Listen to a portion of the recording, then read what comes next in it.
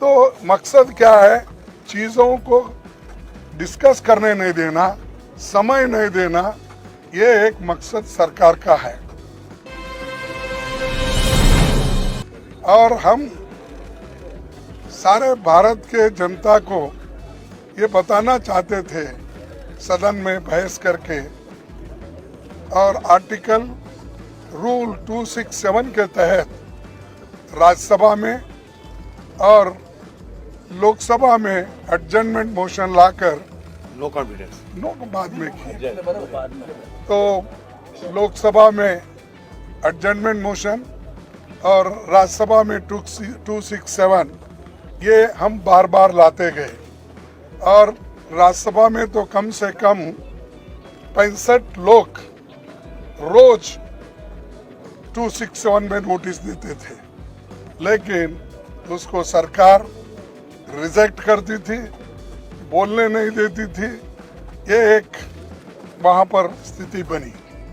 और दूसरा, लोकसभा में जब एडजर्नमेंट मोशन देख कर थक गए थे, तो आखिरी में अपनी बात रखने के लिए उन्होंने नो कॉन्फिडेंस मोशन मूव किया गया है, और वो आज लेना था, लेकिन ये आखिरी में रखकर ये भी उन्होंने तय कर लिया है कि 8-9 2 दिन इसका बहस चले, फिर 1 दिन रिप्लाई दिए और हाउस एडजर्न हो जाएगा।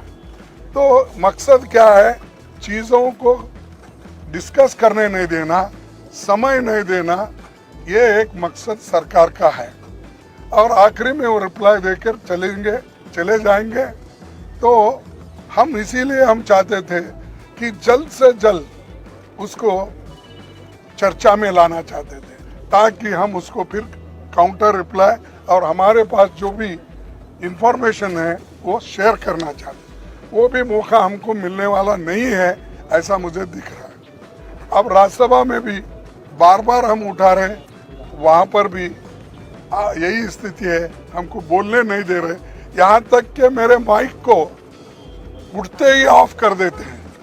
अपोजिशन पार्टी के लीडर को जितना रूलिंग पार्टी के लीडर को महत्व देते हैं, हाउस ऑफ द लीडर को, उतना ही हमको महत्व देते हैं।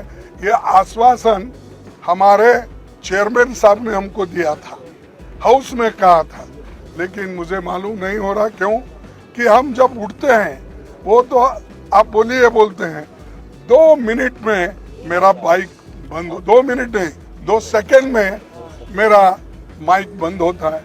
तो इससे यही जाहिर होता है कि डेमोक्रेटिक मेथड्स और डेमोक्रेसी के तहत ये लोग चलना नहीं चाहते, संविधान को बचाना नहीं चाहते, और डेमोक्रेसी के उसूलों के तहत चलना नहीं चाहते।